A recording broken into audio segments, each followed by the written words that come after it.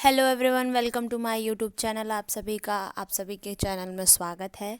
नई वीडियो के साथ, नए क्वेश्चन के साथ फिर मिलने आ गए हैं आपसे। तो ये जो वीडियो है ये नॉलेज एंड करिकुलम की लास्ट वीडियो होगी, पार्ट 11। इससे पहले मैंने पार्ट 10 करवा दिया है जो कि 4 यूनिट से ही था, और ये क्वेश्चंस भी 4 यूनिट से ही रिलेटेड क्वेश्चंस है। जो कुछ बच गए थे मैं आज करवा रही हूँ। पेपर 2 है ये, knowledge and curriculum BEd second year के लिए। जो प्रीवियस वीडियो में मैंने 186 तक क्वेश्चंस करवा दिए थे, इस वीडियो में हम 187 से स्टार्ट करेंगे। उम्मीद है आपको क्वेश्चंस समझ में आ रहे होंगे और अच्छे लग रहे होंगे। तो प्लीज़ आप लोग लाइक शेयर कमेंट ज़रूर करें, और जो कुछ समझ में ना आए तो प्लीज़ मुझसे पूछें। तो स्टार्ट करते हैं नॉलेज एंड करिकुलम की ये वीडियो। तो क्वेश्चन नंबर 187 जो कहता है कि फिलॉसफी किन दो शब्दों से मिलकर बना है? ए फिलॉस व सोफिया, बी दर्शन व सोफिया, सी फिलॉसफ व प्रकृति, या डी ये सभी। तो फिलॉसफी है वो दो शब्दों से मिलकर बना है, जो है फिलॉस व सोफिया। आंसर नंबर ए इसका राइट आंसर होगा। नेक्स्ट क्वेश्चन की बात करते हैं, क्वेश्चन नंबर 188 जो कहता है कि फिलॉसफी का क्या अर्थ है? ए ज्ञान के लिए प्रेम, बी प्रेम, सी दर्शन, या डी इनमें से कोई नहीं। तो इसका right answer answer number A होगा। फिलॉसफी का अर्थ होता है ज्ञान के लिए प्रेम। नेक्स्ट क्वेश्चन, क्वेश्चन नंबर 189 जो कहता है कि दर्शन एक ऐसा विज्ञान है जो परम तत्व के यथार्थ स्वरूप की जांच करता है। यह कथन किसने कहा है? ए फिकेट, बी जॉन डीवी, या सी एरिस्टोटल, या डी क्रो एंड क्रो। तो इसका आंसर मैंने लग रहा है मेंशन नहीं किया, लेकिन इसका आंसर जो है आंसर नंबर सी होगा। एरिस्टोटल ने इस बात को कहा है। नेक्स्ट क्वेश्चन, क्वेश्चन नंबर हमारा 190 जो बोलता है कि दर्शन ज्ञान का विज्ञान है। ए फिक्टे, बी रॉस, सी गांधी जी ने बोला है, या डी इनमें से कोई नहीं। तो इसका right answer option number A होगा। फिक्टे ने इस बात को कहा है कि दर्शन ज्ञान का एक विज्ञान है। नेक्स्ट क्वेश्चन, क्वेश्चन नंबर 191 जो कहता है कि आदर्शवाद किस प्रकार के पाठ्यक्रम पर बल देता है? मानव विचार तथा आदर्श पर निर्भर हो, बी शाश्वत मूल्य पर आधारित हो, इस तरह का पाठ्यक्रम, या सी ए और बी, या डी कोई नहीं, मतलब इनमें से कोई नहीं। तो आंसर नंबर सी इसका राइट आंसर होगा, जिसमें ए और बी दोनों ही राइट माने जाएंगे। नेक्स्ट क्वेश्चन की बात करते हैं, क्वेश्चन नंबर 192 जो कहता है कि प्रकृतिवाद किस तरह के पाठ्यक्रम की बात करता है? ए व्यक्तिगत भिन्नता का महत्व देना, मतलब अलग अलग व्यक्ति की भिन्नता को ध्यान में रखकर पाठ्यक्रम होना चाहिए। धार्मिक शिक्षा का विरोध करता है। सी जीवन संबंधित विषय, या डी ये सभी। तो इसका राइट आंसर होगा ऑप्शन नंबर डी, कि वो व्यक्तिगत भिन्नता को महत्व देता है, धार्मिक शिक्षा का विरोध करता है, और जीवन संबंधी विषय के साथ बच्चों को पढ़ाया जाए इस पर जोर देता है। तो ऑप्शन नंबर डी इसका राइट आंसर होगा। नेक्स्ट क्वेश्चन जो कहता है कि दर्शन शास्त्र की सबसे नवीन विचारधारा कौन सी है? ए प्रकृतिवाद, बी प्रयोजनवाद, सी मानवतावाद, या डी यथार्थवाद।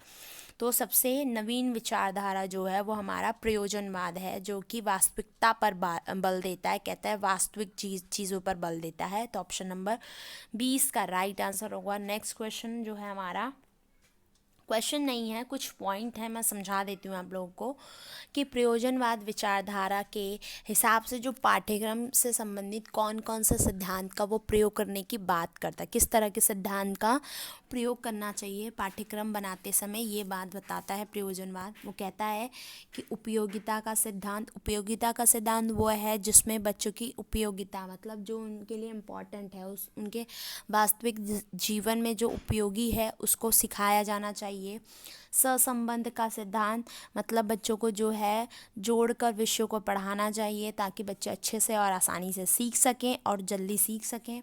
बी बाल केंद्रित सिद्धांत पर जोर देता है कि बच्चों को बाल केंद्रित शिक्षा पर के रूप से पढ़ाया जाना चाहिए। अनुभव का सिद्धांत, उनके अनुभव के द्वारा उनको सिखाया जाना चाहिए ताकि बच्चे उसको अच्छे से और जल्दी सीख सकें। उन्होंने जो अनुभव प्राप्त किए हैं उससे जोड़कर पढ़ाया जाना चाहिए। फिफ्थ जो है वो है लचीलेपन का सिद्धांत, मतलब जो हमारा पाठ्यक्रम है वो लचीला होना चाहिए ताकि बच्चों के व्यक्तिगत रूप से उनको उसमें बदलाव किया जा सके और बच्चों के अनुरूप बनाया जा सके। तो ये तो प्रयोजनवाद की विचारधारा है कि पाठ्यक्रम किस प्रकार का होना चाहिए। नेक्स्ट पॉइंट जो है वो यथार्थवाद के जो सिद्धांत है, जो उसने बताया कि पाठ्यक्रम संबंधित कौन कौन से सिद्धांत उपयोग करने चाहिए। तो वो है हमारा फर्स्ट है उपयोगिता का सिद्धांत, जो भी मैंने बताया कि उपयोगी चीज़ें सिखाना, बेकार की चीज़ें नहीं सिखाना, जो उनके वास्तविक जीवन में उपयोगी हो। सेकंड, व्यापक पाठ्यक्रम होना चाहिए, व्यापक स्तर पर, बड़े स्तर पर अच्छे से सिखाया जाना चाहिए। सहसंबंध का सिद्धांत जोड़कर पढ़ाया जाना चाहिए। फोर्थ जो है वो वर्तमान आवश्यकता का सिद्धांत, जो उनके वर्तमान आवश्यकता के सिद्धांत, मतलब उनके जीवन में जो वास्तविक जीवन में जिन चीज़ों का यूज़ है उस तरह की चीज़ों का सिखाया जाना चाहिए, इस पर बल देता है। क्रिया प्रधान का सिद्धांत प्रयोग किया जाना चाहिए, मतलब बच्चे करके सीखें ताकि बच्चे को वो चीज़ें जल्दी सीख लें और आसानी से सीख लेंगे, उसमें क्रिया का समावेश हो। नेक्स्ट जो आता है व्यक्तिगत भिन्नता का सिद्धांत, जो कहता है कि बालक की व्यक्तिगत भिन्नता को ध्यान में रखकर पाठ्यक्रम बनाया जाना चाहिए। बच्चों को जिस तरह से पाठ्यक्रम समझ में आए उस अनुरूप बच्चे को सिखाया जाना चाहिए। ये नहीं कि एक बच्चे को जो पाठ्यक्रम समझ में आ रहा है दूसरे बच्चों को भी वही समझ में आए, तो इन चीज़ का भी ध्यान रखना चाहिए। फिर आता है प्राकृतिक घटनाओं की प्रधानता का सिद्धांत, जिसमें प्राकृतिक घटनाओं को महत्व देना चाहिए। बच्चे अपनी प्रकृति के साथ जोड़कर पढ़ के सीखें और अच्छे से सीखें, उनके साथ जोड़कर सीखें। तो ये थे हमारे यथार्थवाद के सिद्धांत, जो कहते हैं कि पाठ्यक्रम में कौन कौन से सिद्धांत का प्रयोग किया जाना चाहिए ताकि बच्चों को आसानी से सिखाया जा सके।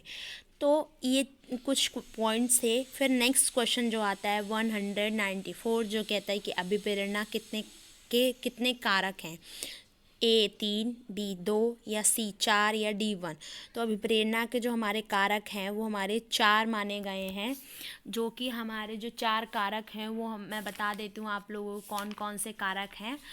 उसमें माना गया है हमारी जब हमें आवश्यकता पड़ती है, मतलब जब हमें नीड पड़ती है, फर्स्ट कारक जो है वो आवश्यकता, नीड।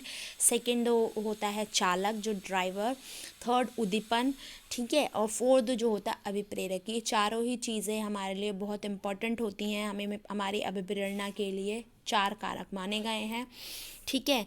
तो ये थे हमारे क्वेश्चंस। और लास्ट पेज पे जो 256 नंबर पेज है, इस पर कुछ अभिप्रेरणा के जन्मजात अभिप्रेरक ये सारी चीज़ें बताई गई हैं। अर्जित अभिरुचियाँ, जन्मजात अभिरुचियाँ, प्लीज़ आप लोग इसको पढ़ लीजिएगा, इससे भी क्वेश्चन कुछ बन सकते हैं, लेकिन नॉर्मली आपको पता होंगे जैसे कि हमें किस तरह के, हम कौन कौन से चीज़ें सीख कर आते हैं, क्या नहीं सीख के आते हैं, ये सारे हमारे अभिप्रेरणा पर बहुत इम्पोर्टेंट रखती हैं। तो कुछ और चीज़ें हैं, कुछ पेज हैं, उनको ज़रूर पढ़ लीजिएगा। तो आज हमारा जो है यूनिट 4 कंप्लीट होता है मेरी तरफ से।